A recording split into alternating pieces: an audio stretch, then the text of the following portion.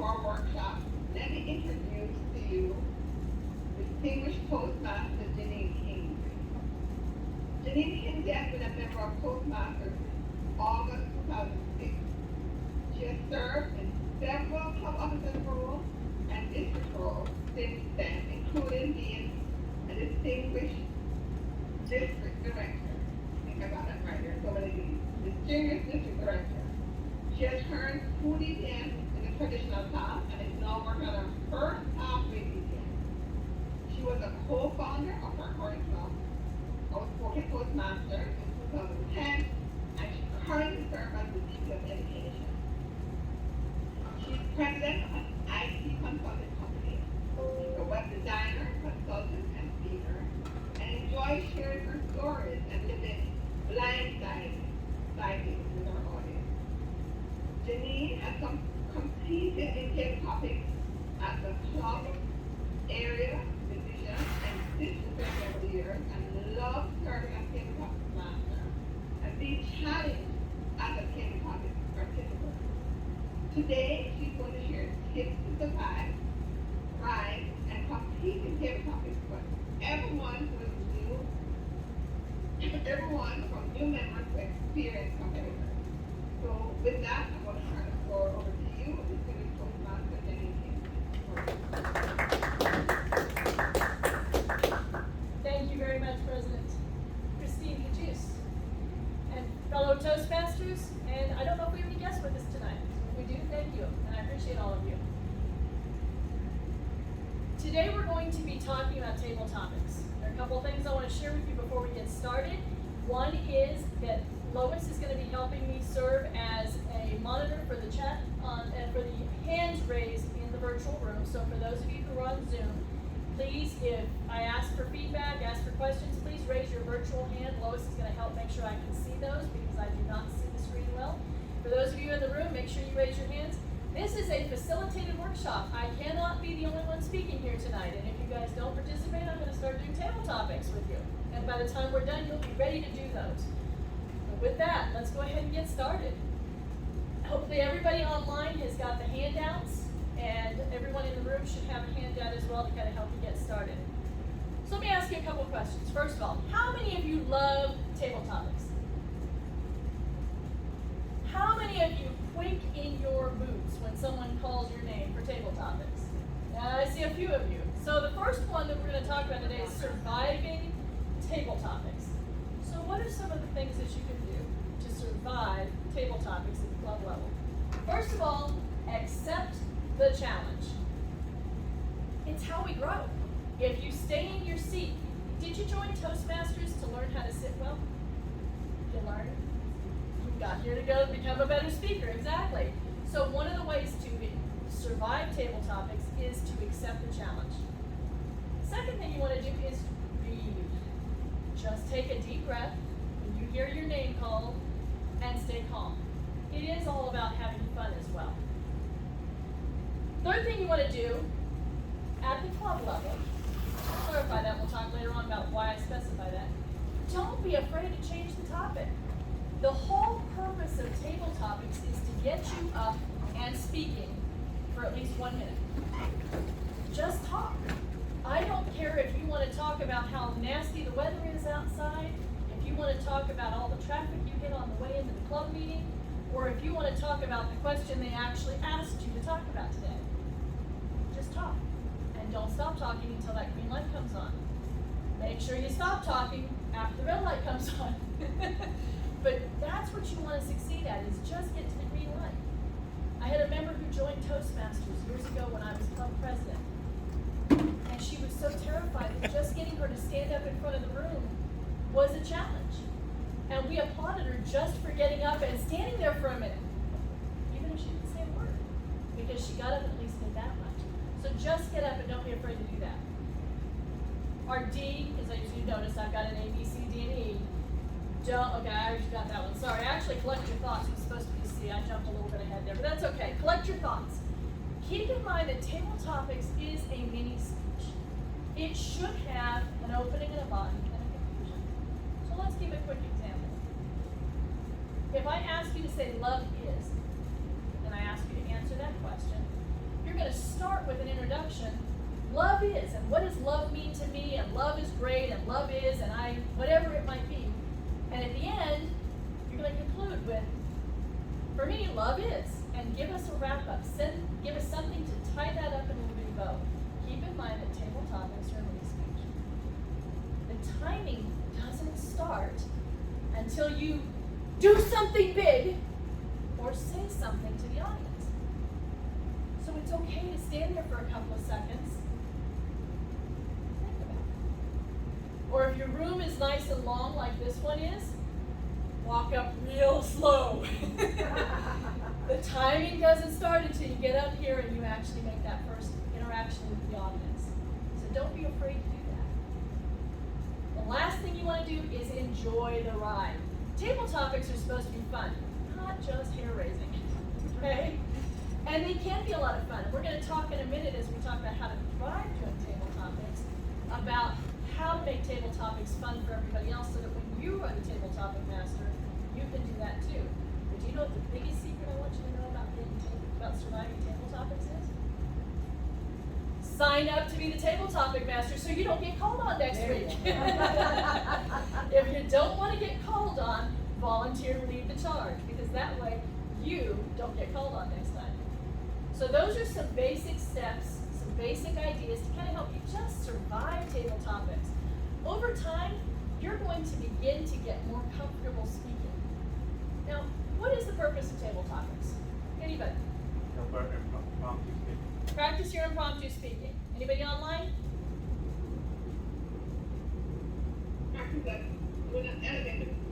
Doing your elevator speech. Okay, very good. Anybody else? So, if I ask you, Lois, what do you do for a living? Lois probably can answer that question pretty well. Maybe she's a little uncomfortable having to do it on the fly. Or your boss comes up to you and says, how's that project going?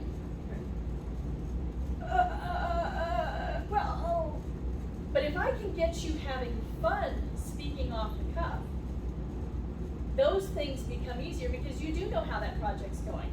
You do know what you do for a living. And if I can get you to convince me to paint my house neon orange on the fly, you could probably, next time your boss says, how's that project going, you're probably going to have an easier time answering it. That's what table topics is really all about. Because on a daily basis, we're asked to speak in an impromptu manner. My daughter just called me, can you speak to your grandkids for a minute? They aren't listening. Well, I got to come up with something really fast. Years of experience give me something to say at least. But your boss is also going to ask you questions. People are going to ask you questions. So that's what table topics is about. So we've talked about surviving table topics. So let's talk a little bit about thriving with table topics. Now there's a lot of ways to do table topics. So what I'm sharing with you today are some of the best practices that I've seen over the years at club level, and belong in multiple clubs, at contests, and around the world as I've had a chance to visit other clubs as well. All right? So the first thing we're going to talk about is who do you call on for table topics? Who are the people you should be focusing on? People that don't have a role. People that don't already have a speaking role. Because what is it that we want to make sure happens in a Toastmasters meeting? Everybody gets a chance to participate. Everybody gets a chance to participate. So if you're calling on all the people who already have a role and there's 20 people in the room, let's just do the math. There's 3 speakers, there's a Toastmaster, there's 3 evaluators, there's a timer, there's a body language monitor potentially, there's a grammarian, there's a general evaluator. So I'm up to 11 people. If there are 20 people in the room and you guys have, what else do you have in this club? I'll count it, thank you, there's 12. And yeah, I think I mentioned body language. So 12 to 13 people if you had a full meeting.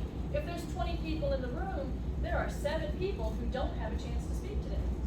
So if you call on the 12 or 13 that already have a role, those 7 people are sitting there twiddling their thumbs for an hour or an hour and a half. And that's not what we want. So that's part of it, is focusing on those who don't already have a role to make sure they get a chance to participate in the speaking that day. One of the other things is, how many of you ever had somebody go, I've got a great question, do I have any volunteers to answer that question? What just happened? You've given up control to the audience. You've given up control. Does it really become a truly improv answer then? Because I just told you what the question is there a volunteer? Even if I say, is there a volunteer, and I haven't asked the question yet, I'm not giving that surprise of, now it's your turn to speak. You're getting a chance to say, I'd like to do this. And unfortunately, you're probably gonna get the person who always volunteers to do this, right? And we wanna make sure that everybody gets a chance. So you don't wanna call for volunteers. Always call a name. If it's a guest, give them a chance before the meeting to say, I'm willing to do so. If they're a Toastmaster, I'm sorry, you paid your dues, you don't get a choice. If it's somebody that you know is really uncomfortable, we'll go back to that young lady that I had that was just terrified about speaking. You might want to give her what we call a softball, okay? Give her an easy question, but don't give her a chance to say no. But your guests, encourage them to speak, especially if you've got a small number of people in the room, but also don't call for those volunteers. So number 3, ask the question before you call on somebody. Why do we do that? Everybody can know. So we're all on the hot seat. You're all in the hot seat. That's exactly what it is. So think about this. I'm going to ask a question, and then I'm going to call on the name. Everybody in the room is going, what would I say? What am I going to say? But if I say, okay, is it Steve? I'm sorry. You're going to answer this question. Everybody else in the room just did what? Exactly. They just took a deep breath and went, and they're not listening anymore. Okay? They stopped listening to the question because they don't care anymore. They didn't call my name. Thank God. Okay? So you want to make sure that you ask the question because everybody in the room is thinking, what will I say if they call me? Now, when you say that, when you don't say their name, they're still going to take that deep breath, but they've had a chance to think about it. It's part of the training with table topics to give everybody a chance to practice thinking about what they would say if it was their turn. Especially if I'm telling you, you're going to convince me, and I use the laugh about the neon orange house because it's a question that I got asked a few years ago. Convince me to paint your house neon orange. Everybody in the room is going, why would I do something like that? I had a great answer. I was relieved when they called on me, and I was really glad I didn't get the one about why I should have a purple cat.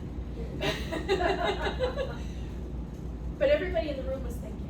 So that's one of the best techniques is never ask the question after you call on the name. Make sure everybody's sweating a little bit. All right? Keep the topic short. Why would we want to make sure that our topics, our questions, our theme, why would we want to make sure that stays short? Anybody online or in the room? So that they can remember the question. Ah, that's a really good point too. That's a very good answer. That is part of it. What's another reason why we might want to make sure that we keep it short? Engagement. Okay. Open-ended.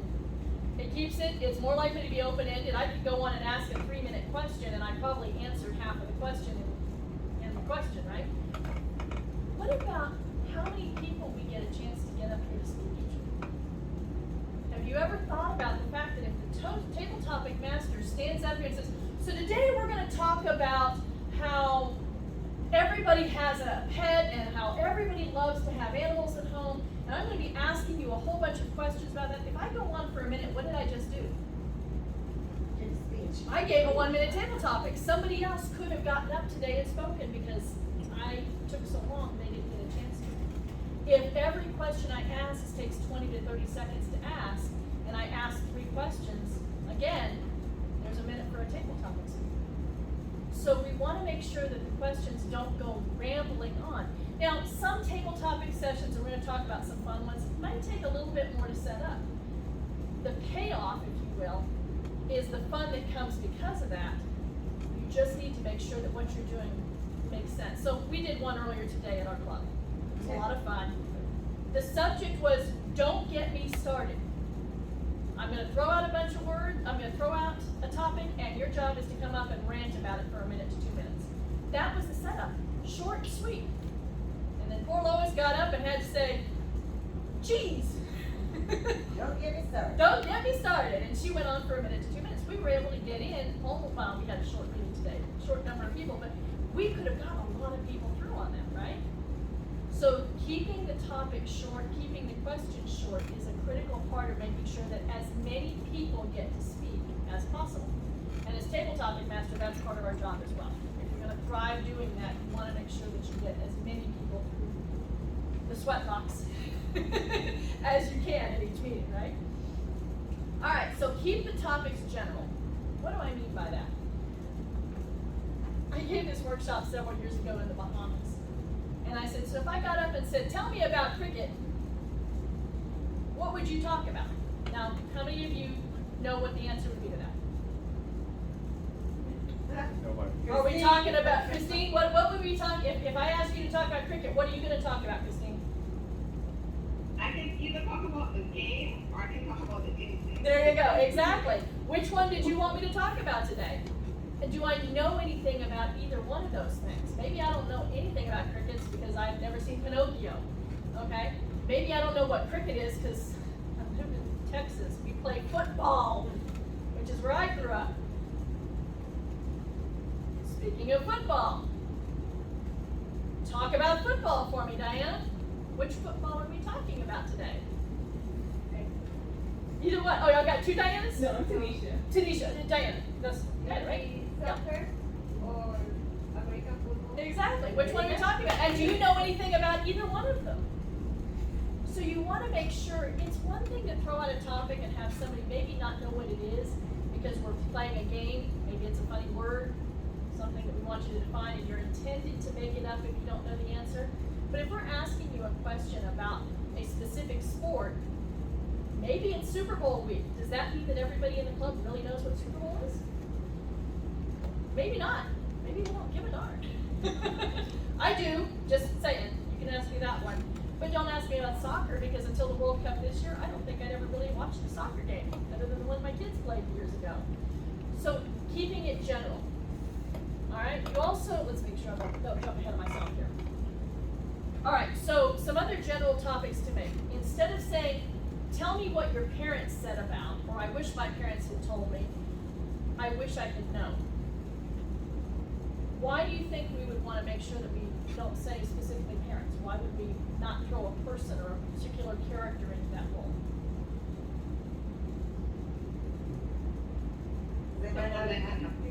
They might not have known their parents. Maybe they only knew one, especially if you said, tell me what your mother said. Or I wish my mother had told me. Maybe mom died. Maybe mom left. Maybe whatever. There's so many options out there that you might cut off the opportunity for someone to answer the question before they ever get started because that's not somebody they have in their life. So I wish I'd known. I can tell you about anybody now. Instead of telling you about your first date or your first car, tell me about your first love. Maybe you talk about a dog, a cat, a horse, a house, a car, a job, whatever it was you first loved. And you can take that anywhere you want to. So you want to keep your topics more general, especially when we're talking about those newer Toastmasters who are a little bit more nervous. You don't want to put up a roadblock before they ever get started.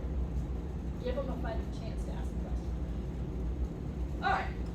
Now we've done that, so let's talk a little bit about some things that we should probably avoid in Toastmasters. I'm going to ask you a question. Are there any things you can't talk about in Toastmasters? Is there anything you're not allowed to talk about in Toastmasters? Yes. What? Politics, religion, Okay. So, if you actually go onto Toastmasters website and you ask, there's an FAQ out there about table topics, are there any topics you're not allowed to talk about? The answer is no. No. I never. But you should know your audience. I will tell you that our home club does not talk about politics. Please. We meet in a very Republican venue, and we have some very strong Republican opinions, and we have some very strong Democratic opinions. We don't talk about politics as a agreed upon cultural decision in our club.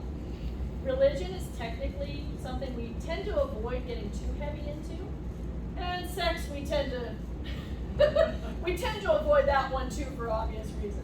But there's nothing that says that you can't touch on it as part of your conversation. And politics can be really good if you're talking about history. Maybe bring up a historical perspective of how do you decide who to vote for. I'm not asking you to tell me who you're voting for. I'm not asking you to tell you if you agree with the candidates. How do you decide? That might be an okay question. But just to be clear, there technically isn't anything you can't talk about, but you darn well better know your audience. So be careful about the questions you ask. Make sure you're not giving somebody an in to hit one of those topics that might make everybody else uncomfortable or make them uncomfortable. You also want to avoid things like geography. So I'm going to give you an example. Table topics contest many, many years ago. I've been a Toastmaster for maybe 4 years, got to the area level. The table topic top question was Broward County. Anybody have any ideas on how you would answer that question? Good. Anybody online? How would you answer Broward County? Well, I will tell you, of the 6 contestants, 5 of them talked about how we have year-end good weather, year-round weather, we have sports year-round, there's beaches, there's, it's a nice place to live. I got up and said, I hate Broward County. I never wanted to live here in my entire life. I'm from Texas, and it took me 10 years to get comfortable living in Broward County. I had to come up with a story to go with that in order to spin that, and we'll talk about that in a second too. If I ask you to specifically talk about a country or a particular geographic region, I need to specify. Now, contest, and we'll talk about that in a minute. If I was at the club level, what do you think I would have done with that question? What did we say at the beginning? Don't be afraid to change the topic. This was a contest. Couldn't just change the topic and run with it. I had to answer that question. Lois. Not to confuse anybody, but if you're in a contest, you change the topic. We're going to get to that in just a minute when we talk about competing, because there is a little bit of a distinction there. Absolutely. But you want to keep it generic. So talk about where would you like to go? Is it generic? I can talk about whatever I'm comfortable, whatever I might know most about. So keeping that in mind. Topics that you know could make people uncomfortable. Suicide, death, divorce. These are things that you don't want to necessarily throw out as questions, because some people may be going through them right now. They may still have challenges with things that they went through when they were younger. You don't want to make somebody intentionally uncomfortable with a question. Which comes down as well to things like targeting. All right? A tragic news story. And I'm going to take this one back to 5 years ago, February 14th. Okay? If we had talked about the shooting at Marjory Stoneman Douglas in the month, 2 months, 3 months, quite frankly, even still today, if we brought up questions about that, do you think that might be emotionally charged for some people? Sure. Especially right here where it happened, where we know people who died? And do you think that if you targeted somebody who was at the school or had a child at the school or knew one of the teachers at the school, that that would make them maybe even more uncomfortable? We can do that without intending to. And that's where you want to look at the questions you're asking and making sure that as you ask questions, they're generic enough in nature that people don't have to answer the emotional piece of it. What's the most memorable historic event you can remember? That would be a great question. I might choose to talk about Douglas. I might talk about 9/11. I might talk about Challenger. I might talk about the Berlin Wall. I can talk about whatever I wanted to. But if you talk about Marjory Stoneman Douglas, that's going to be very hard. If you tell me I got to talk about that today. So be aware of that. When you're targeting, I belonged to a couple years ago where somebody was known for targeting. He would look at a woman that he know was going through divorce and say, so tell me what you would do if you had to have a custody discussion with your ex. Why would you do that to somebody? Needless to say, you wasn't allowed to do table topics for a while. But you want to be aware of that, and you want to make sure that you're not putting people on the spot for something that's uncomfortable. Challenging a little bit. Some of us are extremely talented at answering table topics questions. Don't ask me what my favorite color is. That's probably not going to be very challenging for me. I'm going to answer it and I'm going to have fun with it. So it's okay to make my question maybe a little more challenging, but make sure you're not putting me in an uncomfortable place. Does that make sense? Anybody have any thoughts on that or comments? No? Okay, pretty straightforward, right? All right, so let's talk about some things to have fun. Table topics are supposed to be fun. After all, if it ain't fun, it ain't Toastmasters, as one of our past district directors used to say. So let's talk about some of the fun. What are some of the most exciting or fun table topics you participated in? Anybody online or in the room? I can steal your thunder on one of them. Go for it.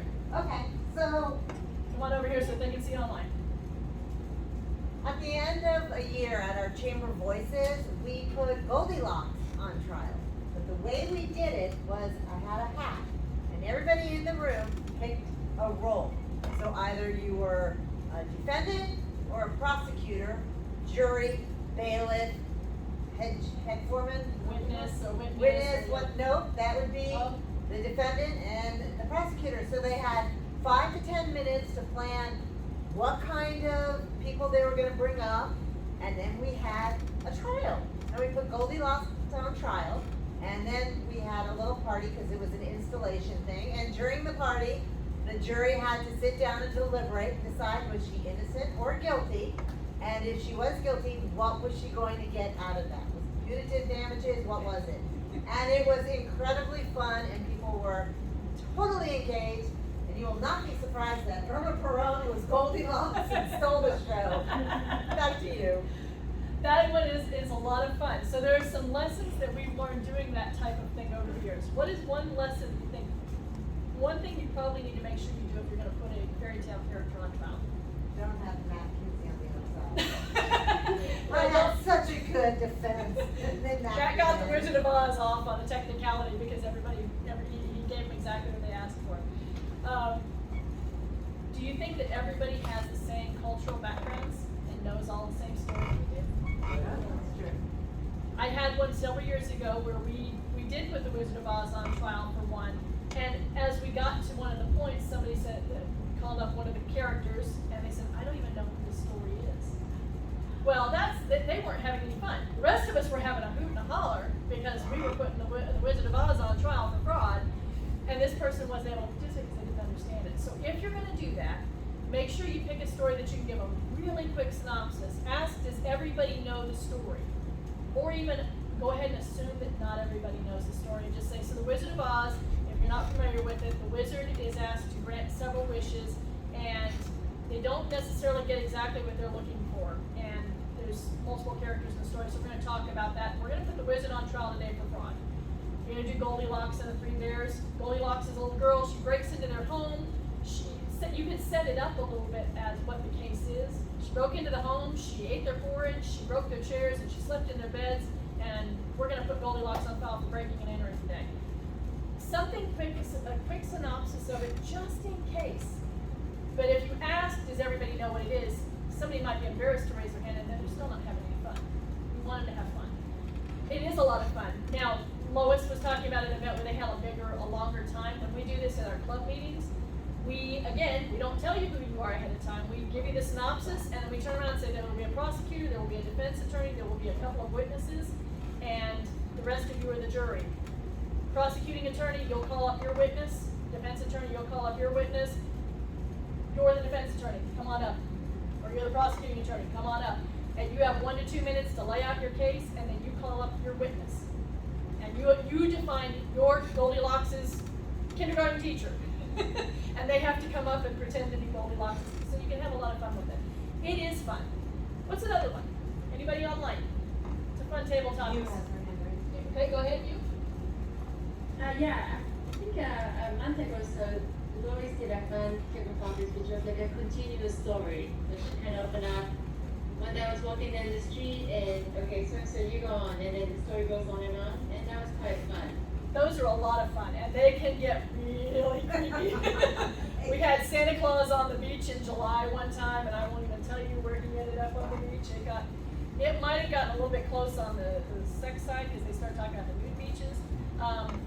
We did one years ago on Valentine's Day where, and this was an advanced club where they picked 2 of us from the audience who were not married to each other. Our spouses were both in the room and said, so Janine and Dick went out on a date. And run with it. And of course our spouses are sitting right there, so by the time we we were done, it was crazy. It's a lot of fun. The idea is you start off with a very generic topic. Santa's on vacation. The other day I was on the beach, whatever it is, and everybody has to, and you can either set it up so that everybody knows where we're going in, or you can have each person, when they get to the end, say, and Lois, take it away. And Lois has to come up and take it to the next level. Those are a lot of fun too. Any others? Got another one?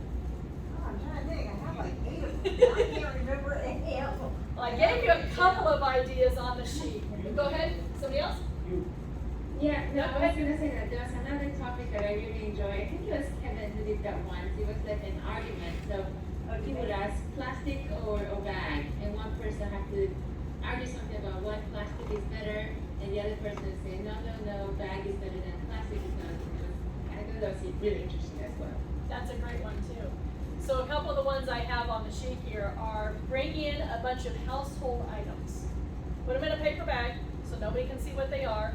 Each person, now in this case obviously you're not asking a question because they don't get to see it until they walk up and draw it out of the bag, but they're going to come up and pick something out of the bag and they have to tell you what it is as if they were an archaeologist from 250 years in the future. So think Little Mermaid and the fork, and she's, oh, it's a whatever they call it, you know, she comes up with some name for it and she's combing her hair with a fork. Can openers, egg slicers, you name it. It can be a lot of fun. Bring in a bag of products, common everyday products, a can of Coke, a bottle of ketchup, and you have to tell me why I shouldn't buy it, or I should buy it. And again, they draw it out of the box. One we've done that's a lot of fun is bringing in a bunch of pictures from vacations, not necessarily yours. Okay? And they have to get up, they pick the picture off the table, and they have to tell you about that story. There's a lot of great ones out there, all right? Before we go today, one of the things that I really want to talk about is the difference between competing outside the club and what we've been talking about up until this point. When you go out to compete, there are some differences. And I've given you the sheets, you guys have it, and one of the things I gave you is actually the judging criteria, so you can see what exactly the judges are looking for when you go to a table topics contest. So what are some of the key things? As Lois mentioned a little bit ago, this is one where you do not change the topic. You have to find a way to answer the question that's given to you. Because you're being judged against all of the other competitors that came in the room that night without knowing what they had to say, and they had to answer that question. But you can put a spin on it. So I'm going to give you an example. It's a small world. What's the first thing that comes to your mind? You? It's a small world. Go ahead. It's a small world. What's the first thing that comes to mind? The small were after all. Okay. Disney. Christine, Jesus. What's the first thing that comes to mind? Disney, okay? It's a small world, okay? Diana.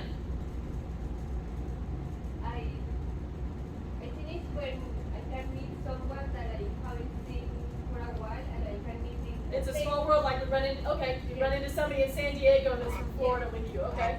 All right, anybody, let's see. I'm sorry, first name, Joe. What's the first thing you think of? It's a small world. Thinking of someone and bumping into them and saying, "Wow, I haven't Okay, seen you in a while." so this was a table topic question at a district conference several years ago. 9 competitors that year. 4 of them talked about it's a small world. It was either a nightmare for them because they got stuck in the ride, or they knew someone who got stuck in the ride, or whatever. 2 of them talked about technology, how it's a small world because we've shortened the distance between people because of technology, airplanes, cell phones, internet. 1 of them got up and talked about it's a small world because of the bumping into people, as you all mentioned. The winner, Unity shortly, gets up there and she goes, "It's a small world. You don't have to tell me it's a small world. Of course it's a small world. I can't do anything without asking for help. How dare you tell me it's a small?" And she went off and she got the audience in stitches. It was a small world. Everything she did required help. 9 contestants. At least 4 different takes on the question. They all talked about it's a small world. So when you're in a contest, if you can find a way to spin the question answer it, but maybe answer it in a way somebody else might not have thought about, like my Broward County one. I couldn't stand Broward County. It threw everybody off a little bit. In fact, if you get a topic, okay, I put this one on it here, I already said that one. Be sure to have a conclusion. I mentioned that a speech, a table topic, is a mini speech. Make sure you have a conclusion. If I get up and talk about It's a Small World and I just walk off at the end and say, so it's a small world, I've talked about all these different things, there's planes, there's trains, there's automobiles, everything else, thank you, Madam Toastmaster, and I walk off the stage, I've got to wrap it up and say, so it's a small world because of technology. Things have come back around and make sure you put that conclusion in. It's critical in a context. And your time starts, and we kind of talked about this at the club level. The time starts when you make that first move towards the audience or that first vocalization. Silence is a topic. Lots of people talk about silence is. They gave lots of good examples of what silence is. One gentleman got up, because you do need to make sure that the contest master and the timer knows that you're starting. So you got to do something. So he said, silence is.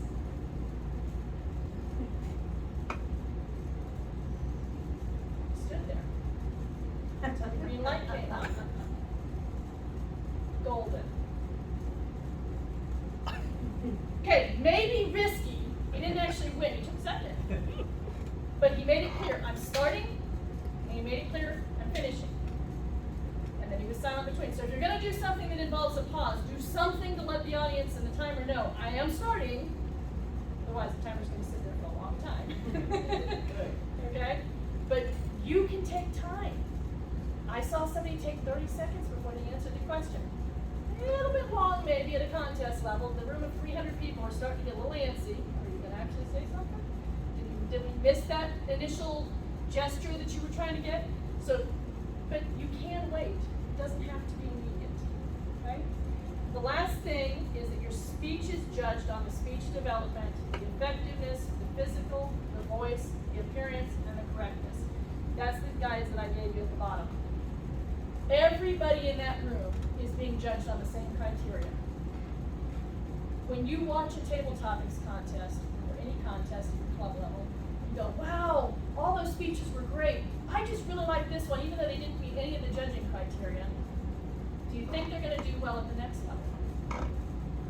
Probably not. You might have really liked the way they answered it, but they swore, they were sloppy, they turned their back on the audience and talked to the wall the whole time, and all I saw was their back end. Whatever it might be, if they didn't do those things well, or didn't at least try to, they're probably not going to do well at the next level. As a table topics contestant, and I say this for any contestant that might be participating in, know what the guidelines are so that you are aware of those. The last thing I want to say to you is always address the audience. And you've probably seen people get up and go, Madam Contest Master, fellow Toastmasters, and most welcome guests, and then they start the question. That's okay. But I challenge you that when you're answering a table topic, instead, let's use It's a Small World instead. It's a small world. Wow, you know what? It really is a small world. I've gotten a chance to talk to people that I never thought I would see again because they're on the other side of the world. Fellow Toastmasters, have you ever run into somebody and had a chance to have a conversation with somebody that you never thought you'd see again because technology has changed? What did I just do?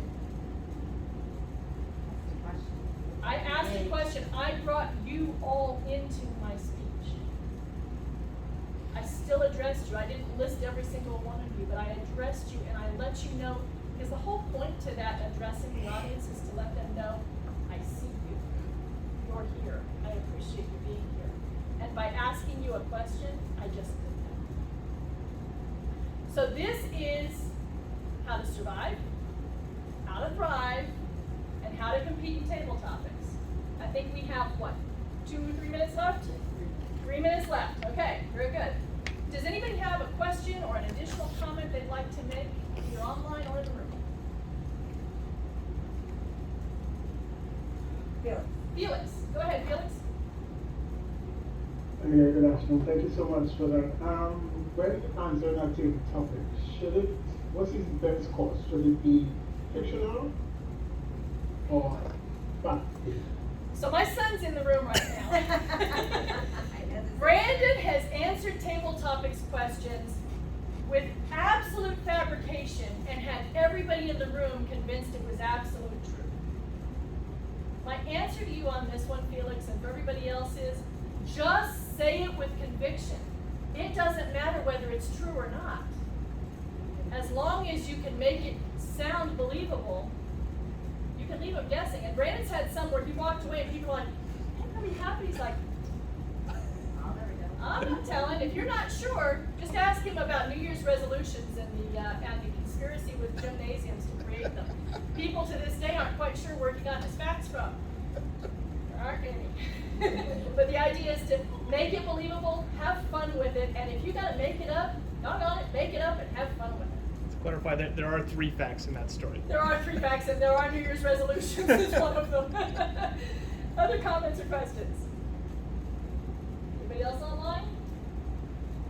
No, but I thought of another table topic theory. Okay. Improv. There's the improv. Oh yes, the improv. So the improv, there are a lot of different things. If you look at improv as an option for table topics, you can do the yes and concept where I have to answer your question and say yes and keep it going.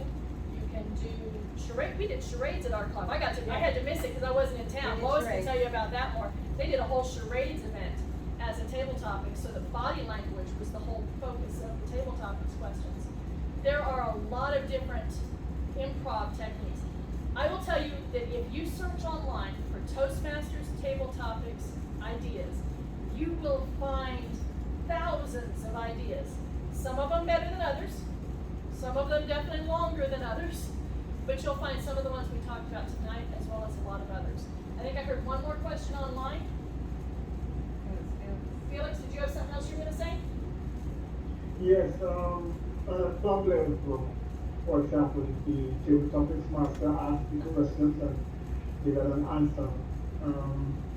How much comment should the table topics master comment on the question? Yep, go ahead.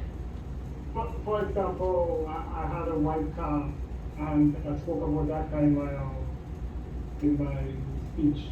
And the table topics master comes up and, well, I had a brown car, a white car also, they comment on that before they move on. I would refer back to one of the comments I made early on, that the less speaking the table topic master does, the more people get to speak. So the less commenting the table topic master makes, other than, hey, thank you, that was a lot of fun, and go on to the next one, is better. If they're gonna come up and answer the question again after you, again, they're keeping somebody else from speaking. That is my time for today. I would love to be able to answer more questions. If you've got additional questions, I'll be hanging around afterwards. But I want to make sure that I honor your time tonight. Thank you all very much for having me, and I hope you've enjoyed surviving, thriving, and competing